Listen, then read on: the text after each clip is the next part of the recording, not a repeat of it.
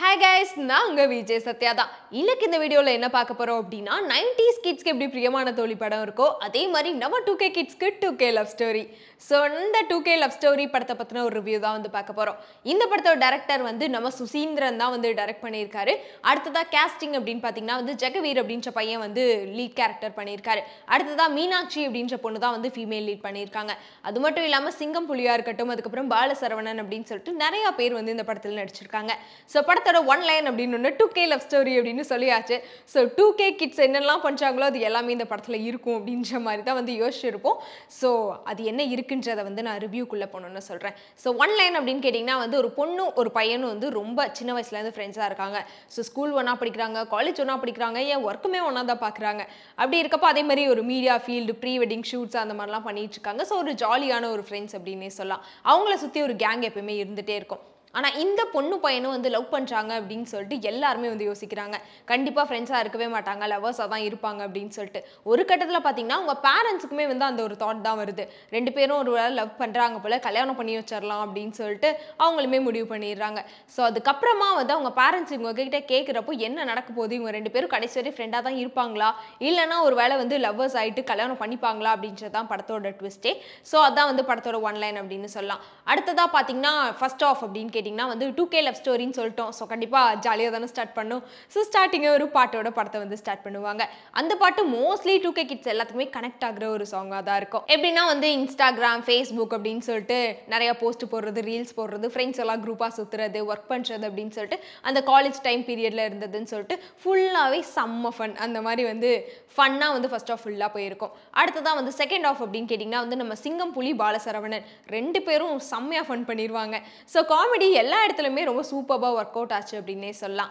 அது மட்டும் இல்லாமல் செகண்ட் ஆஃப் ஃபுல்லாகவே வந்து இந்த மேரேஜ் சீக்வன்ஸை தான் வந்து போயிட்டுருக்கும். ஸோ அதனாலே கொஞ்சம் திக் அந்த மாதிரியுமே இருக்கும். அதாவது மேரேஜ் அப்படின்னாலே சண்டை வராமல் இருக்குமா. ஸோ செகண்ட் ஆஃப் ஃபுல்லாகவே வந்து அந்த மேரேஜ் சீக்வன்ஸ் தான் இருக்கும். மேரேஜ் அப்படின்னாலே கண்டிப்பாக எல்லாம் பரபரன்னு இருக்கிறது, அதுக்கப்புறம் கொஞ்சம் கொஞ்சம் பிரச்சனைகள் அப்படின்னு சொல்லிட்டு ஃபைட்டாக இருக்கட்டும், எல்லா விஷயமே வந்து செகண்ட் ஆஃபில் இருக்கும். ஸோ அந்த மாதிரி கொஞ்சம் சீரியஸாக போனாலுமே அந்த சீரியஸ் மோடை வந்து குறைக்கிற மாதிரி வந்து சிங்கம் புலி வந்து செம்மையாக ஆக்ட் பண்ணிட்டு ஃபன் பண்ணிட்டு அவரோட கேரக்டர் ரொம்பவே நல்லா பண்ணியிருப்பாரு. ஸோ அவருக்கு சப்போர்ட்டாக பாலசரவணன் ஸ்டார்டிங்லேருந்துமே அவரோட காமெடி சென்ஸை வந்து அழகாக கொண்டு போயிருப்பாரு.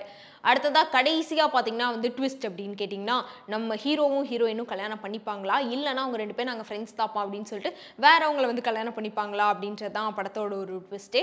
ஸோ அந்த ட்விஸ்ட்டை ரொம்ப அழகாக வந்து டைரக்டர் சொல்லியிருப்பாரு. ஏன்னா 2K கிட்ஸ் அப்படின்னாலே ஒரு பொண்ணும் பையனும் பழகுனாவே லவ் தான்ப்பா அப்படின்னு பார்க்குற ஒரு உலகம் அப்படின்னே சொல்லலாம். ஸோ மோஸ்ட்லி நிறைய பேர் அப்படியுமே இருக்காங்க.